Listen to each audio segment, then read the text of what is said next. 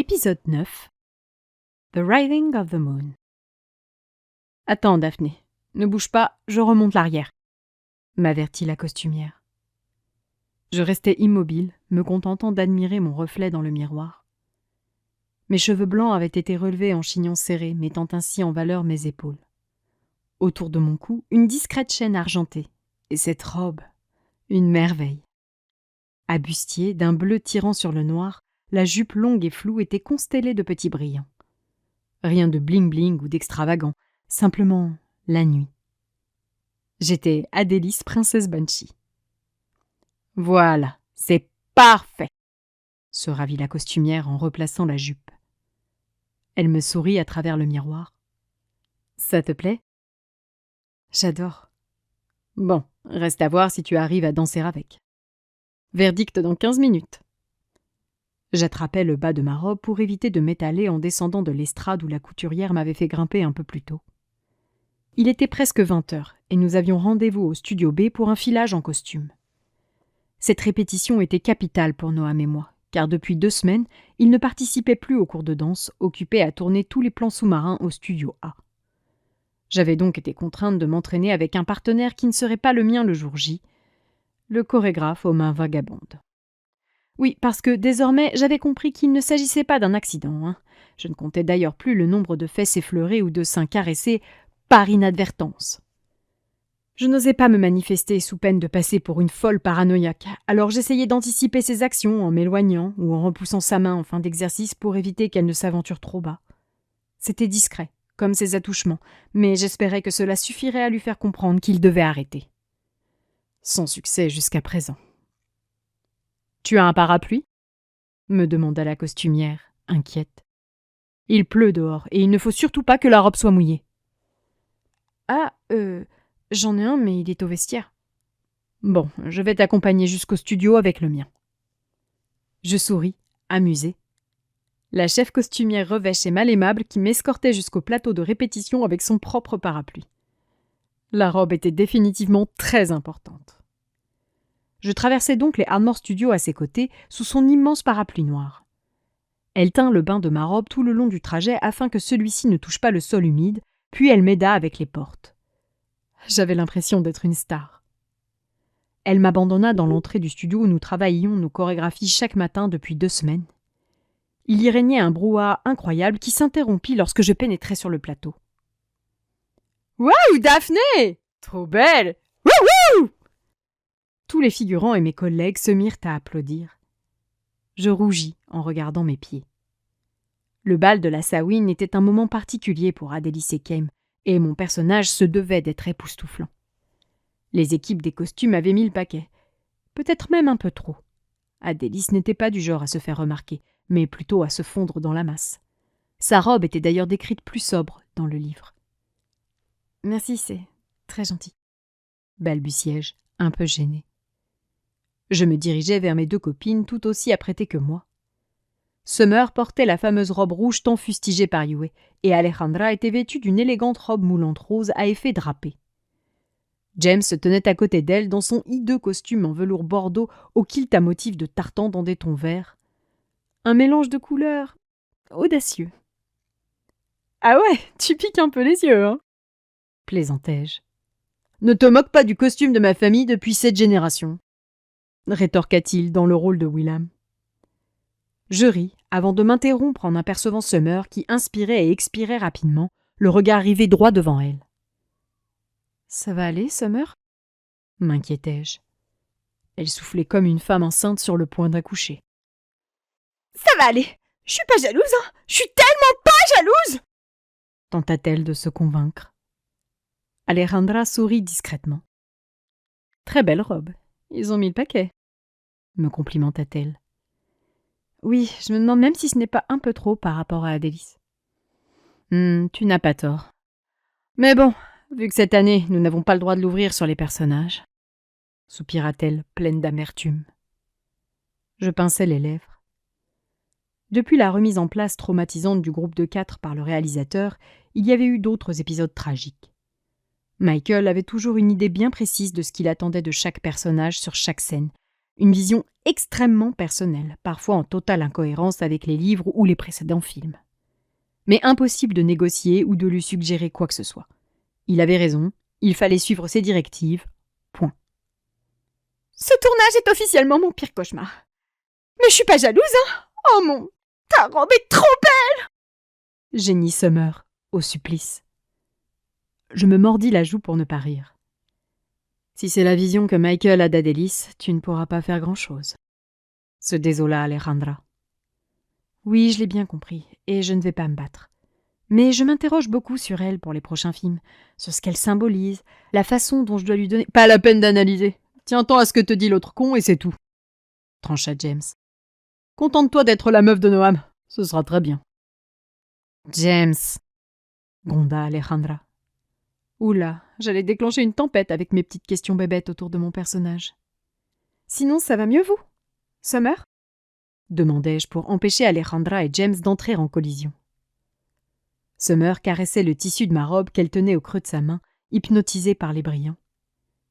Cet après-midi, nous avions commencé à shooter la première épreuve du tournoi de Curulain au cours de laquelle Noam devait affronter un dragon. Alejandra, Summer et James s'étaient pris des remarques sur leur manque d'implication pour ce qui ne se passait pas sous leur nez. En effet, il n'y avait aucun dragon, rien, même pas un acteur, un animal déguisé ou une tête en plastique. Dans ces conditions, pas évident de jouer correctement la scène. Ils devaient s'horrifier devant les gesticulations du pauvre Noam qui nous donnait juste envie de rire. « Je hais ce sale type !» bougonna Summer. C'est un très mauvais réalisateur, humainement et artistiquement, sentencia froidement Alejandra. Mais il a raison sur un point. Un acteur doit être capable de jouer seul, sans partenaire et sans scéno. C'est comme ça, le cinéma de notre époque. Si tu as besoin d'être entouré de partenaires bien réels et de décors concrets, il faut te cantonner au théâtre. Il y a quand même moyen de nous aider à nous mettre dans l'ambiance, et ce connard ne fait absolument aucun effort. Oh, mais il y a plusieurs couches de tulle! S'affola Summer en soulevant les 3 premiers jupons de ma robe. Montre pas mes pieds, je suis en basket là-dessous. Ris-je en replaçant ma jupe. Enfin, oui, c'est vrai, il pourrait faire preuve d'un peu plus de tact. Ça va, James? T'encaisses? Il en avait sacrément pris pour son grade aujourd'hui. Il haussa les épaules, faisant trembler la dentelle jaunie des pans de sa veste de costume. Je m'en fous un peu. Je veux dire, c'est un réalisateur, hein. Il sera plus là l'année prochaine, alors que moi, oui. En revanche, j'ai ouï dire que Noam avait du mal. Je te conseille d'éviter de lui en parler comme à nous. Ah oui? Ouais, approuva Alejandra. Il paraît que Michael lui a fait des remarques horribles et qu'il était à 2 doigts de quitter le plateau l'autre matin. Waouh, bonjour l'ambiance. S'il vous plaît, les enfants! Appela le chorégraphe. On va se mettre en place! Merci de rejoindre vos cavaliers et cavalières! James, Alejandra et Summer, qui abandonna ma robe à contre-cœur, se dirigèrent vers leurs partenaires respectifs. « Waouh, super le kilt, Rhys !» complimentai-je celui-ci en passant. Il fallait reconnaître que cette version bleu turquoise de la jupette celte lui allait à ravir. « T'as vu? Et je le porte comme dans la tradition, hein! Oui, je connais. Merci. » l'arrêtai-je en levant la main. « Tu ne m'en voudras pas de ne pas aller vérifier. » Il rit en s'éloignant avec Summer. Je fis le tour de la salle des yeux et aperçus Noam dans un élégant costume noir à nœuds papillons vert émeraude. Malgré le visage renfrogné de l'acteur ronchon à l'idée de danser, il était très beau. J'ai traversé la salle pour le rejoindre sous les regards envieux. Nous étions indiscutablement les stars de la scène. « Bonsoir » saluai-je en arrivant à son niveau. « Bonsoir. Eh ben, ils ont mis le paquet, dis donc. »« Oui, t'as vu ?» dis-je en faisant un tour sur moi-même afin qu'il puisse admirer la robe. « Par contre, toi, le kilt… » J'ai refusé. Je ne me sentais pas à l'aise habillée en écolière. « En écolière ? N'importe quoi ! Je te signale que dans le livre, Kem est en kilt et qui… »« Oui, mais non !» m'interrompit-il. « Moi, je ne porte pas de jupe. »« Ce n'est pas une jupe, enfin. C'est un kilt. » »« Rien à foutre. » J'écarquillai les yeux, surprise par le ton. Monsieur semblait bien soupolé aujourd'hui. « Bien, placez-vous !» ordonna AJ. « Ah oui, Noam, dans la mesure où tu n'as pas pu participer aux répétitions, tu suis Daphné au maximum. Daphné, je compte sur toi pour assurer. » Je me dirigeai vers le centre de la pièce, légèrement sur la droite, la gauche étant occupée par le couple Keith Abersold. je passais devant les jeunes filles aux belles robes chamarrées. Un garçon sur 2 portait le kilt aux couleurs de sa maison à Glendack. Tartan violet, vert, orange ou turquoise. C'était magnifique. Les élèves de Camry et Braise n'étaient pas en reste, avec des kilts noirs et blancs pour Braise et vert et rouge pour Camry. Les costumières s'étaient surpassées. « Bien, on va commencer par la valse d'ouverture. Tenez-vous prêts !» J'attrapai Noam par la taille, puis plaçai ma main dans la sienne. Je lui adressai un sourire rassurant auquel il ne répondit pas. Je levai discrètement les yeux au ciel. Il ne savait vraiment pas sortir de sa zone de confort. « Et c'est parti !» Les premiers accords d'une valse viennoise classique retentirent. Nous n'avions pas encore la véritable musique qui accompagnerait les images au cinéma, mais la valse restant la valse, ce n'était pas un problème. J'emportai donc Noam le paquebot avec moi comme je le pouvais. J'y mettais de l'enthousiasme et de la volonté, mais en face, c'était très mauvais. AJ passait au milieu des couples qui s'appliquaient à tourner dans la salle, respectant les distances fixées pendant nos nombreuses heures de répétition. « Bien, Owen. Détends les épaules, Kiera. Noam, évite de regarder tes pieds. Daphné, va moins vite, il n'arrive pas à suivre. » Noam se renfrogna. Je sentis sa main se resserrer sur la mienne. « Amuse-toi, » lui intimai-je. « Il y a strictement rien d'amusant. »« Oh là là, t'es bien grognon. » »« Je suis pas grognon.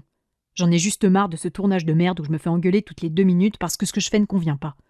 S'ils sont pas contents, ils ont qu'à me virer et en prendre un autre. Tu sais bien que c'est pas envisageable de changer Kaimoshi. Bah qu'ils arrêtent de me faire chier alors. Mais ma parole, il était charmant aujourd'hui. Nous dansâmes un instant en silence. En ce moment, je réfléchis beaucoup à Adélis, dis-je pour faire la conversation. Et l'inviter à se concentrer sur autre chose que ses pieds, parce que là, j'allais finir par croire qu'il en était amoureux. « Ah oui ?» demanda-t-il avec nonchalance.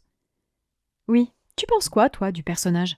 Attention, 2 pas en arrière. » Il gardait les yeux rivés à ses pieds. « Franchement, j'en sais rien. Et à vrai dire, j'en ai rien à foutre. C'est pas mon personnage. » Je fronçai les sourcils en l'entendant réagir ainsi.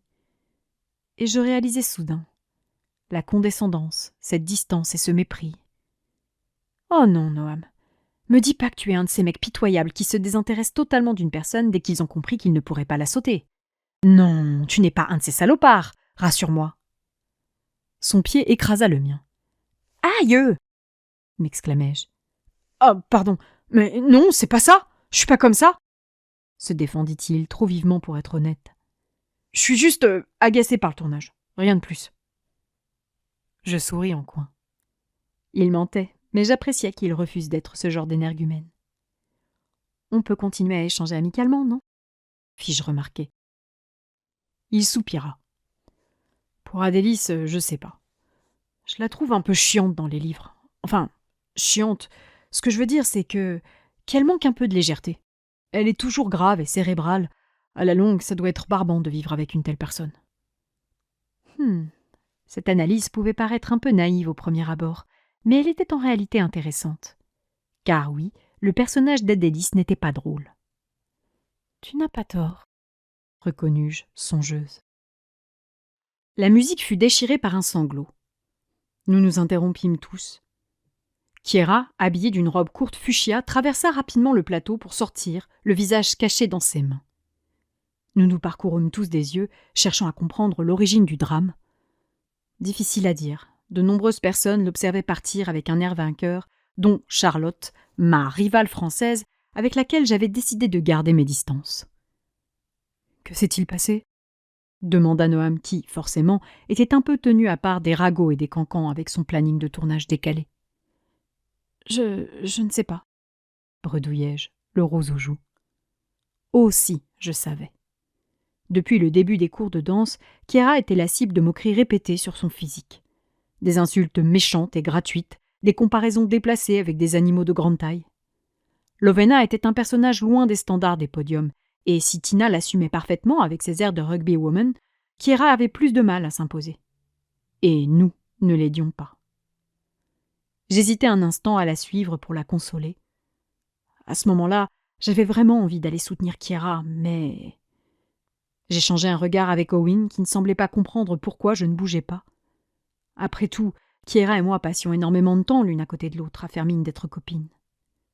J'esquivais le regard d'Owen et tombais sur celui de Rhys qui fulminait. « Vous êtes tous des cons !» nous asséna-t-il en se dirigeant vers la sortie du studio pour retrouver Kiera. « Et voilà, super! J'ai plus de cavaliers !» rouspéta Summer. AJ tapa dans ses mains, indifférent au drame. « On reprendra le placement au groupe plus tard. Aaron, mets-toi avec Summer. Vous pourrez pratiquer un peu en attendant le retour de vos partenaires respectifs. Continuez à vous synchroniser, habituez-vous aux costumes. Noam, Daphné, venez avec moi. On a du boulot. » Noam leva les yeux au ciel en suivant le chorégraphe. Ma gorge se serra. J'avais la belle toilette, la belle coiffure, le beau cavalier, et pourtant, je me sentais minuscule. La personne qui aurait mérité d'être applaudie à son entrée au studio aujourd'hui était le mec en kilt bleu fidèle à ses valeurs, pas la greluche en robe brillante qui ne pensait qu'à ménager ses intérêts. Je repris l'entraînement sans enthousiasme, contrairement au reste des figurants qui semblaient indifférents à la détresse de Kiera. AJ passa un long moment à travailler avec Noam et moi afin que nous ayons un minimum l'air en symbiose. Noam fit preuve de bonne volonté, mais même après 1 heure d'exercice, nous n'étions pas au point, et il était clair que nous ne le serions jamais. L'assistant réalisateur chargé de vérifier le bon déroulement des répétitions et de repérer les problèmes nous rassura alors en expliquant qu'ils useraient de quelques trucages à la réalisation pour faire croire que Kame savait valser. En quittant le studio, j'étais donc doublement déçue. Vis-à-vis de moi-même et de ma réaction avec Kiera d'abord, puis vis-à-vis de la danse et de tous ces efforts que j'avais fournis pour rien. Dans l'espoir d'obtenir un peu de réconfort, j'essayais de contacter Wen qui ne décrocha pas. Vu l'heure, le pauvre s'était probablement endormi. Ce n'était pas la première fois, et il m'avait demandé d'insister dans ces cas-là. Mais l'idée de troubler ces rares moments de repos me dérangeait. Je décidai de tenter ma chance avec Yue. De Daphné. « Hey Yuyu, t'es couché ?» Je rangeai mon portable sans attendre de réponse immédiate.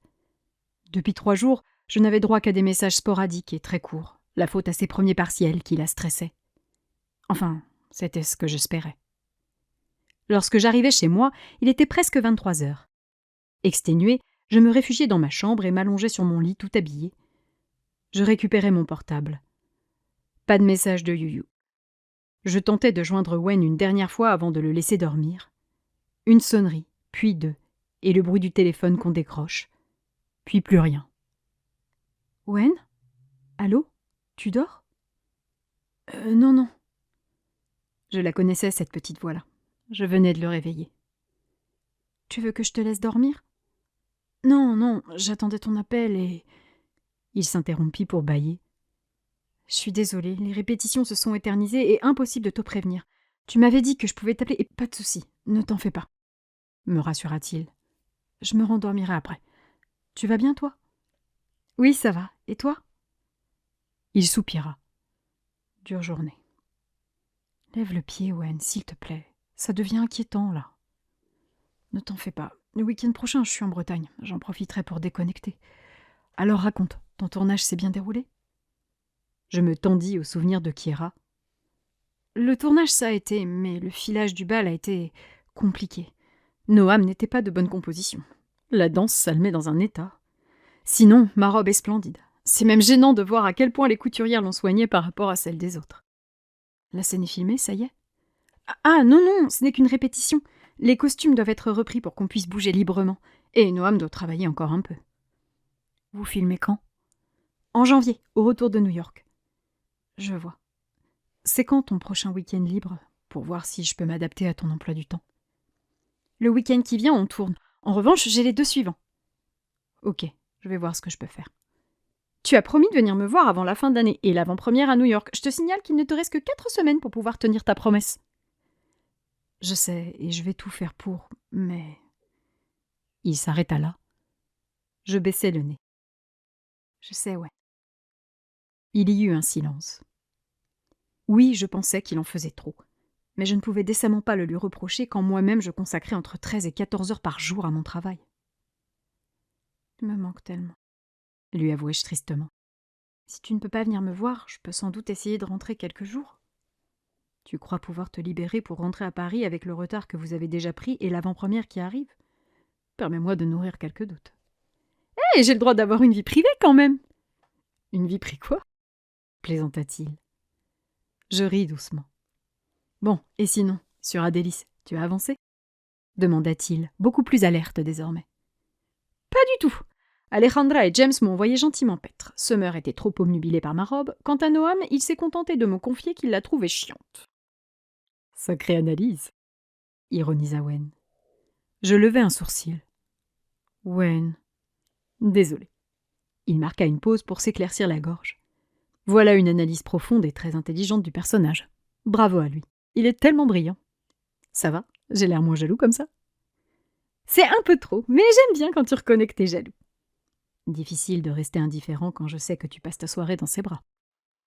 Ouais, alors avec son niveau en danse, je t'assure que la séance n'a rien eu de romantique. Il a passé son temps à regarder ses pieds, et dès qu'il les quittait, c'était pour piétiner les miens. Je peux être un peu con? Vas-y. Je suis ravie qu'il soit nul en danse. Je souris discrètement. T'es bête. Bon, t'as eu le temps d'écouter ma musique? Oui, j'ai écouté la bande originale du prochain film comme tu me l'as demandé, et plus particulièrement le thème de ton personnage. Et alors? Eh bien, déjà, le compositeur. Waouh, quelle chance de voir ton personnage obtenir son propre thème par une telle légende. C'est vrai, c'est génial. Mais la musique, Wen, qu'est-ce que tu penses de la musique? Eh bien, si je ne devais retenir qu'un seul sentiment, je dirais que ce serait la surprise. La surprise? Voilà un qualificatif qui ne correspondait pas du tout à ma Banshee. Adélis est un personnage ambigu dans les 3 premiers livres. On se demande de quel côté elle est, et ce n'est vraiment qu'à partir du livre 4 qu'on comprend qu'elle est du bon côté. Étonnamment, ici, dans ce thème, il n'y a ni peur ni suspense. On ne perçoit pas du tout ces sentiments qui ont pourtant été la base du personnage dans le dernier film. Oui, c'est vrai. La douceur du violon, combinée à la harpe sur ce rythme lent, donne une sensation de calme et d'apaisement.